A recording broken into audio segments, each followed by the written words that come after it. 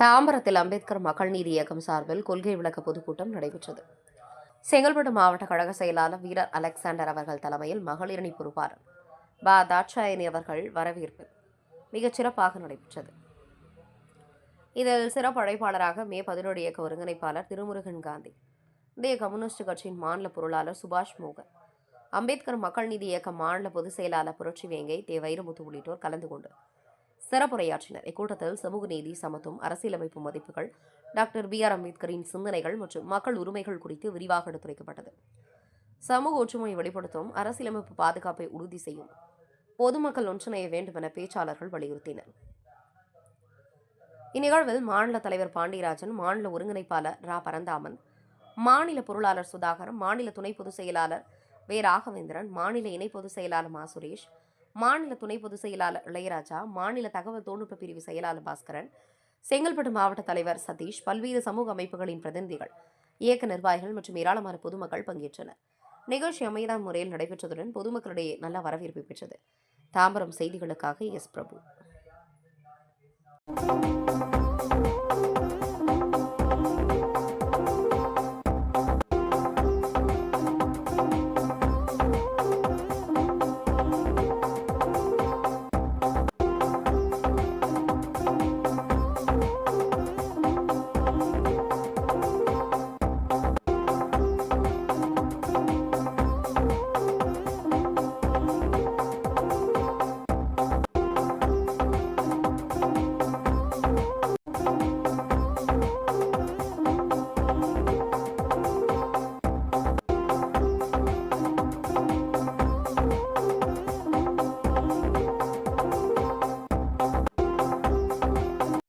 பொதுவாக இந்த மாதிரியான ஒரு சம்பவங்கள், எதிர்பாராமல் நடக்கக்கூடிய விபத்துகள், சம்பவங்கள், அதற்கு நீங்கள் அரசு வேலை தருவதற்கு ஒரு நெறிமுறை கொண்டு வரணும்.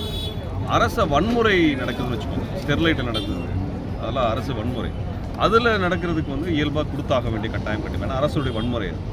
இது போன்ற விபத்துகள் அப்படிங்கிற விஷயங்கள் நடக்குன்னா அதுக்கு தனியான ஒரு நெறிமுறையை கொண்டு வந்தாங்கன்னா தான் சரியாக இருக்கும். அப்போ நெறிமுறையின் அடிப்படையில் வேலை வாய்ப்பு கொடுப்பது என்பது வரவேற்புக்குரியது. அரசாங்கம் மக்களுக்கு தானே வேலை தரத்துக்கு வச்சிருக்கு, கொடுக்குற தப்பு கிடையாது.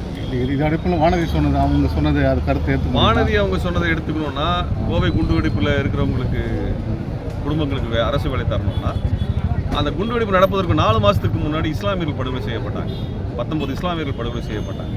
அந்த குடும்பத்துக்கு சேர்த்து வானதி கேட்டாதான் சரியானதாக இருக்கும்.